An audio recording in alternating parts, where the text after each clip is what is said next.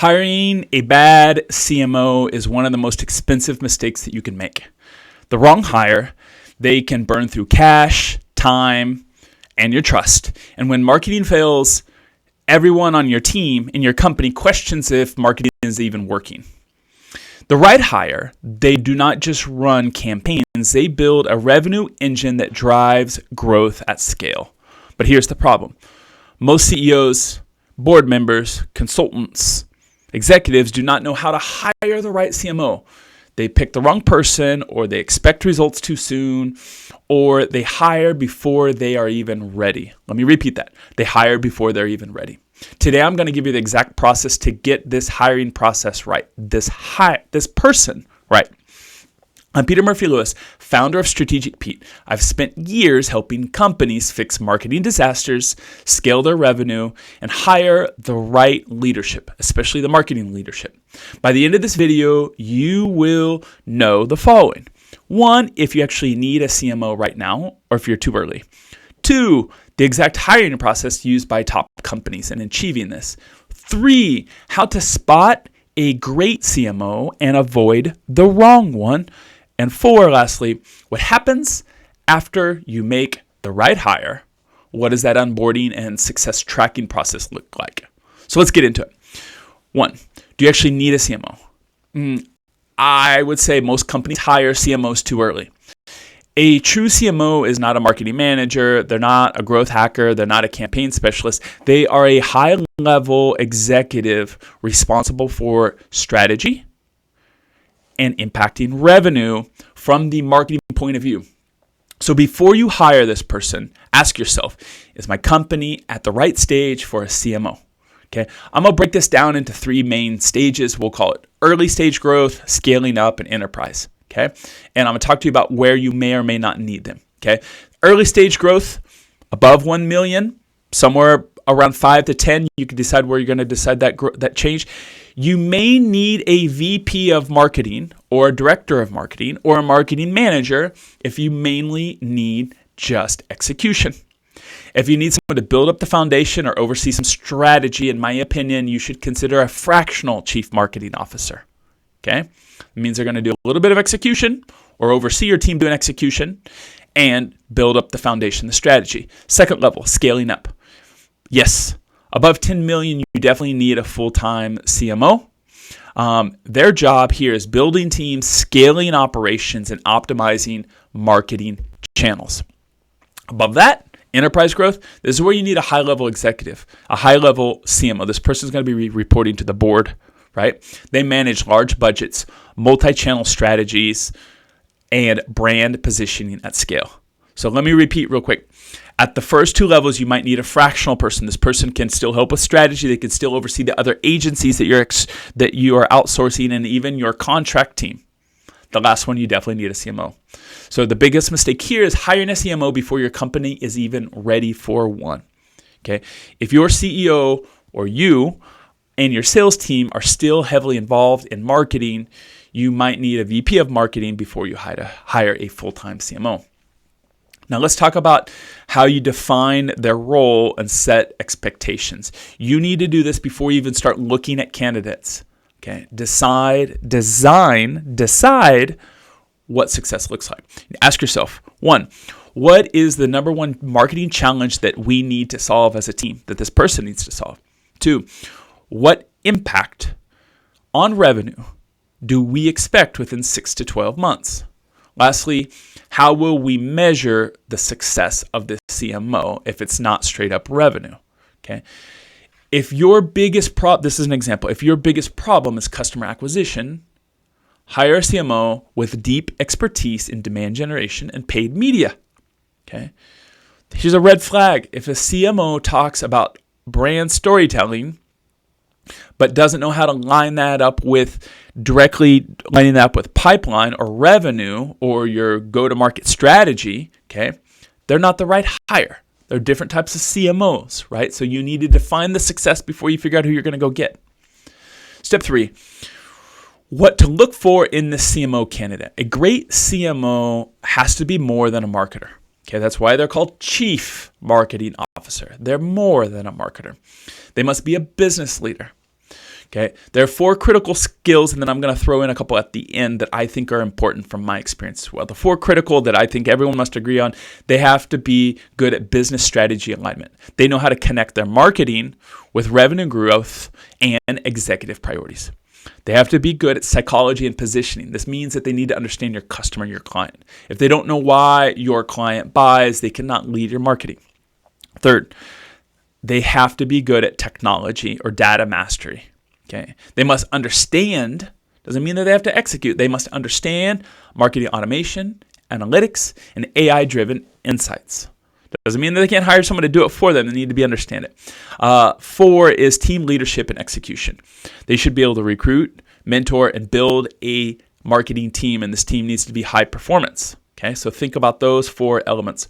I'm going to throw in a couple extra. In my experience, I like a chief marketing officer who's had their own company at some point. Okay, not just that they've been a chief marketing officer again. If they're exact in the same business and they worked with your previous competitor, they're probably going to be able to do the job if they did well beforehand. But if they're not doing exactly the same thing, knowing how to run a budget with their own money, their own company, their own agency, the only thing that they had beforehand, even if they failed, I think means that they have a little bit of an up on somebody else. So red flag again, another red flag.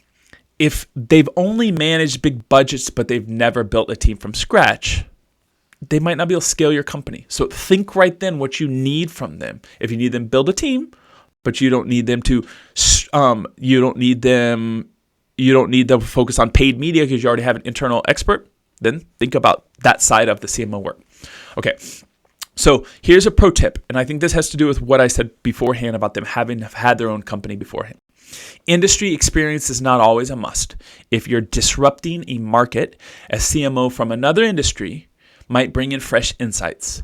But if you need fast execution, someone with prior experience in your field will ramp this up quickly. So disruption, maybe find an industry that knows how to do this beforehand, or they're a couple years ahead of you, and a CMO in there might be able to do it for you in your industry. Fast, maybe find somebody who's already done the exact same thing a couple years ago for one of your competitors or in another state. All right, step 4, let's go to the hiring process. This is the exact process that top companies use to hire CMOs. Why? Because I am a CMO. I'm a fractional CMO right now, but I've worked as a CMO for multiple companies, and this is the best process that I pulled together from when I've been interviewed and when I've helped companies achieve this.